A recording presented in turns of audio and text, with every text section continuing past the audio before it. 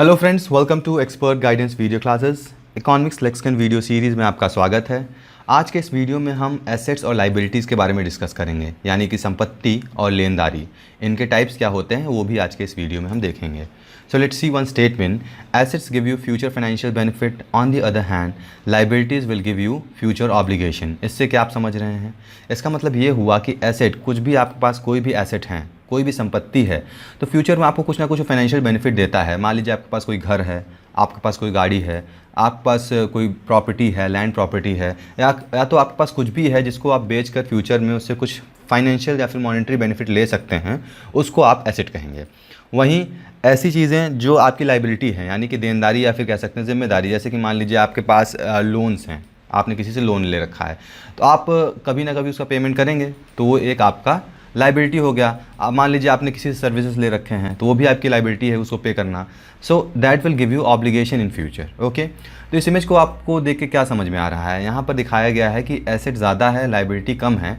अगर ये कंडीशन रहता है तो आपका जो पॉजिटिव नेटवर्थ होता है, नेटवर्थ यानी कि टोटल अमाउंट आपके पास जो होता है वो पॉजिटिव होता है। और यही अगर लाइबिलिटी ज़्यादा हो जाएगी, एसेट कम हो जाएगा, तो उस केस में क्या हो जाएगा? नेटवर्थ नेगेटिव हो जाएगा। होप आपको ये इमेज समझ में आ गया होगा। ये केस आपके पर्सनल लाइफ में भी हो सकता है, ऐसा नहीं है कि सिर्फ बिजनेस पर्पज से देखा जा रहा है। पर्सनल लाइफ में भी आपका जो भी नेटवर्थ है, मान लीजिए आपके पास घर है, आपके पास गाड़ी है, और वही आपके खर्चे होते हैं, तो अगर आप उनको कैलकुलेट करेंगे तो अगर आपके एसेट ज़्यादा आ रहे हैं लाइबिलिटीज़ के कंपैरिजन में, तो आपका नेटवर्थ पॉजिटिव है। कंपनीज़ की तो बात अलग है, खैर वो लॉन्ग टर्म में फिर या बहुत बड़े बड़े कैलकुलेशन होते हैं। We not going to discuss that.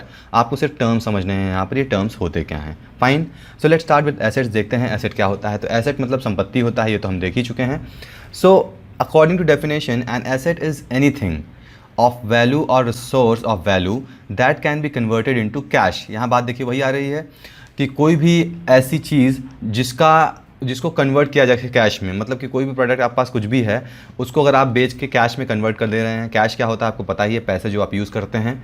आपके 500 के, 1000 के नोट, सॉरी 1000 तो आते नहीं है, 500 के 2000 के नोट हैं, या फिर कुछ भी, मतलब कैश में अगर आप उसको सेल करके कन्वर्ट कर दे रहे हैं तो वो एसेट होता है वो। ओके, अब ये एसेट का ownership it's not necessary that it will be own by in companies. ये इंडिविजुअल भी ओन करते हैं, जैसे कि आपके पेरेंट्स के पास घर है, आपके पास गाड़ी है, what ever asset you have, तो ओनरशिप चाहे कंपनीज के पास हो सकती है, चाहे इंडिविजुअल के पास हो सकती है, या फिर गवर्नमेंट भी एसेट्स ओन करती हैं।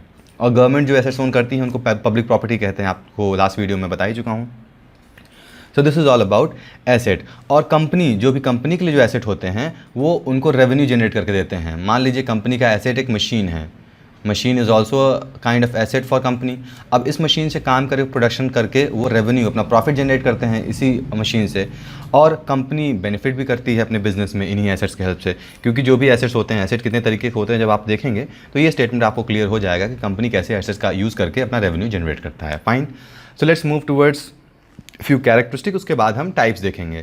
तो यहाँ पर सेम है कि जो एसेट होते हैं कुछ ना कुछ इकोनॉमिक वैल्यू होता है उनका। ऐसा नहीं है कि अगर आपने एक एसेट ले लिया तो उसका कुछ वैल्यू नहीं होगा फ्यूचर में, उसका कुछ ना कुछ वैल्यू होगा, भले ही कुछ डिप्रिशिएट हो जाए। ऐसा मैं नहीं कह रहा हूँ कि मान लीजिए आपने कोई आज प्रोडक्ट 50,000 में खरीदा तो कल के दिन में आपका सेम वैल्यू रहेगा। डिप्रिशिएशन तो होता है, हर चीज़ में लॉस होता है, but still it will have some economic value. और एसेट जो होता है वो कैश फ्लो जनरेट कर देता है, वही सेम चीज़ है। एग्जांपल यहाँ पर मशीनरी है, फाइनेंशियल सिक्योरिटी है, पेटेंट है, ये सब एग्जांपल यहाँ पर दिए गए हैं। और जो पर्सनल एसेट होते हैं, जैसे कि मैंने बताया, आप कोई इंडिविजुअल भी एसेट्स ओन कर सकते हैं। तो पर्सनल एसेट होते हैं house, car, investment, art work, home goods, तो ये सब सारे पर्सनल एसेट हो गए हैं। Okay, now moving to type of assets. तो जो एसेट्स हैं उनके क्लासिफिकेशन कुछ पैरामीटर्स पे किए गए हैं, जैसा कि पहला बेस्ड ऑन कन्वर्टिबिलिटी, सेकंड है based on physical existence, third है बेस्ड ऑन यूजेज। तो देखिए यहाँ पर एसेट्स कॉमन होंगे हर जगह, लेकिन सिर्फ इनके पैरामीटर्स पे क्लासिफिकेशन कर दिया गया है। तो आप एक बार एग्जांपल इन डेफिनेशन से एक बार समझ लेंगे ना, तो आपको क्लियर हो जाएगा कि एसेट बहुत ज़्यादा डिफरेंस नहीं होते हैं। बेसिकली यहाँ पर कुछ एसेट्स होते हैं जिनको अलग अलग कैटेगरीज में डिवाइड किया गया है, जैसे बेस्ड ऑन कन्वर्टिबिलिटी। कन्वर्टिबिलिटी मतलब क्या होता है? ऐसे एसेट को कितना जल्दी कैश में कन्वर्ट किया जा सके, तो उसके बेसिस पर करंट एसेट और फिक्स एसेट में डिवाइड किया गया है। सेकंड है फिजिकल एग्जिस्टेंस, ऐसे एसेट जिसको आप टच कर सकते हैं, ऐसे एसेट जो आप टच नहीं कर सकते हैं, यानी कि intangible assets. Based on uses, ऐसे एसेट जो कि ऑपरेशन में काम आते हैं। ऑपरेशन मतलब कि जैसे सर्जरी वाला ऑपरेशन नहीं, ऑपरेशन मतलब कि काम, प्रोसेस, कोई भी कंपनी का प्रोसेस है तो उसके ऑपरेशन में अगर वो एसेट काम में आ रहे हैं तो उनको ऑपरेशन एसेट कहेंगे, अगर काम में नहीं आ रहा है तो उनको नॉन ऑपरेशन एसेट कहेंगे। Fine, starting with current asset. So current asset ऐसे होते हैं जिनको एक साल के अंदर, मतलब कि टाइम ड्यूरेशन होता है इन सब में कि एक साल के अंदर ईजिली उस एसेट को कन्वर्ट किया जा सकता है कैश में, तो उसको हम करंट एसेट कहेंगे। और करंट एसेट को लिक्विड एसेट के नाम से भी जानते हैं, मतलब ये कहीं कहीं लिक्विड एसेट भी लिखा होता है करंट एसेट की जगह। So you should remember this name, fine. So current asset क्या क्या होंगे? पहला तो है कैश, कैश के बराबर जो भी होंगे प्रोडक्ट्स उनको हम लिक्विड एसेट कहेंगे। शॉर्ट टर्म डिपॉजिट, बैंक में आप जैसे कुछ डिपॉजिट करते हैं, 1-2 महीने के लिए डिपॉजिट किया, सेविंग्स में किया, फिर एफडीआई कर दिया, अपना फिक्स डिपॉजिट कर दिया, एफडीआई नहीं एफडीआई नहीं फिक्स डिपॉजिट, एफडी है, फिक्स डिपॉजिट कर दिया 6 महीने के लिए, 1 साल के लिए। तो जो भी शॉर्ट टर्म के लिए जो भी आपके डिपॉजिट्स होंगे वो भी करंट एसेट में आएंगे। स्टॉक्स में पैसा लोग लगाते हैं, स्टॉक मार्केट की समझ आपको होगी, अगर नहीं होगी तो you don't need to know भैया, बट आप यहाँ पर जानिए कि तरीके का ये इन्वेस्टमेंट होता है। मार्केट सिक्योरिटी हो गया, ऑफिस सप्लाई हो गया, ये सारी चीज़ें करंट एसेट में आती हैं। Moving to next kind of asset, fixed और नॉन करंट एसेट। अब ठीक, इसका अपोजिट तो नहीं कहूँगा, लेकिन टाइम ड्यूरेशन जो होता है यहाँ पर 1 साल से ज़्यादा हो जाता है, मतलब कि इनको कैश में कन्वर्ट करने के लिए बहुत आसानी नहीं होती है in comparison with current asset. Current asset को आप इजीली 1 साल के अंदर जब चाहें तब कैश में कन्वर्ट कर सकते हैं, but over here non current asset जो होते हैं इनको कन्वर्ट करने के लिए लॉन्ग टर्म चाहिए होता है। एक तरीके के लॉन्ग टर्म एसेट होते हैं और वो शॉर्ट टर्म एसेट होते हैं जो हमने देखा करंट एसेट। ओके, एग्जाम्पल में आप लैंड ले लीजिए, buildings, machinery, equipments, patent, trademark. अब देखिए ये सब ऐसी चीज़ें हैं, मान लीजिए आपने ज़मीन ले लिया, आप अगर चाहेंगे इसको सही रेट, आपको सही प्राइस मिल जाए तो आप तुरंत इसको सेल नहीं कर पाएंगे, यू नीड सम टाइम। हाँ, कुछ केसेस में एक्सेप्शन होते हैं कि आपको अच्छे कस्टमर मिल जाए, बट नॉट जनरली। ओके, उसी तरह बिल्डिंग, मशीनरी वगैरह भी सेम है, fine. Then moving to next classification based on physical existence. तो जैसा कि मैंने बताया, टेंजिबल एसेट्स ऐसे एसेट्स जिनको आप टच कर सकते हैं, इनटेंजिबल जिसको आप टच नहीं कर सकते हैं, और फिजिकल एग्जिस्टेंस में नहीं आते हैं ये। अब जैसे टेंजिबल में क्या आएंगे? Land, building, machinery, equipment, cash, market security. अब देखिए एग्जाम्पल सारे सेम ही हैं ऑलमोस्ट, कई अलग एग्जाम्पल नहीं आ रहे हैं यहाँ पर। Similarly is with intangible assets, example क्या है यहाँ पर? पेटेंट है, ब्रांड है, कॉपीराइट है, ट्रेडमार्क है, परमिट्स हैं। ये सारे एग्जाम्पल हमने लास्ट सेक्शन में भी देखा, नॉन करंट एसेट्स में भी कुछ एग्जाम्पल, जैसे कि टेंजिबल एसेट आते थे, नॉन टेंजिबल में ये सब टेंजिबल में आ जाते हैं। तो example would be common everywhere. Okay, बस डिफ्रेंशिएट किया गया है कुछ पैरामीटर्स के बेसिस पर। Final type of asset is on the basis of usage.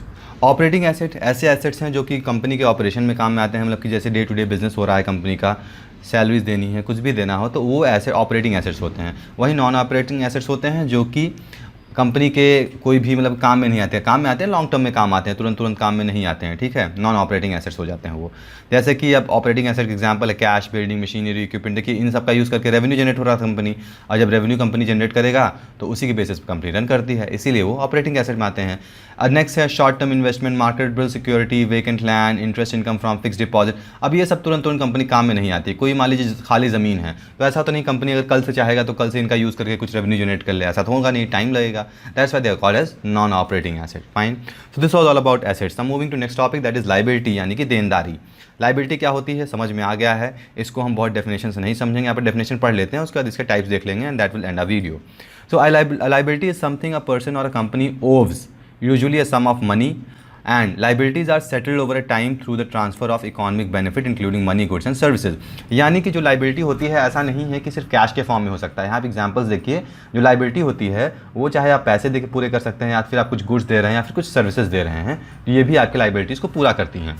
Okay, तो मान लीजिए आपने लोन ले लिया कंपनी से, तो आपको फ्यूचर में कुछ ना कुछ पैसे इंटरेस्ट के साथ देने पड़ेंगे, it's will be your liability. मान लीजिए आपने किसी से सर्विस ले लिया है, आपको उनको पे करना पड़ेगा, वो भी एक लायबिलिटी है। मान लीजिए किसी से आपने पैसे, आप खुद एक सर्विस प्रोवाइडर हैं, मान लीजिए आप खुद सर्विस प्रोवाइडर हैं, आपने किसी से पैसे लिया कि 6 महीने तक हम आपको सर्विस देंगे, तो 6 महीने तक ये आपकी लायबिलिटी हो गई कि आप उनको सर्विस देते रहेंगे।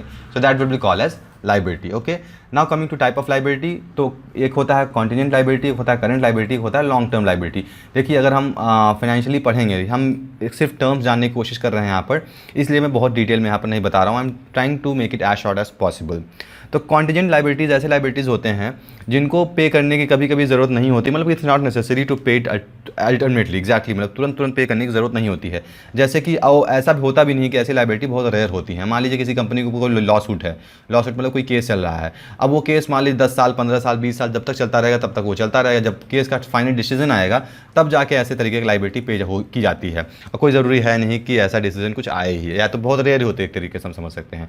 करंट लायबिलिटी क्या होती है? ऐसी लायबिलिटी जिनको 1 साल के अंदर पूरी करनी होती हैं, उनको हम करंट लायबिलिटी कहते हैं। लॉन्ग टर्म लायबिलिटी 1 साल से ज़्यादा की जो लायबिलिटी होती है, मतलब 1 साल के बाद आराम से आप पूरा लायबिलिटी पूरी कर सकते हैं, उनको हम लॉन्ग टर्म लायबिलिटी कहते हैं।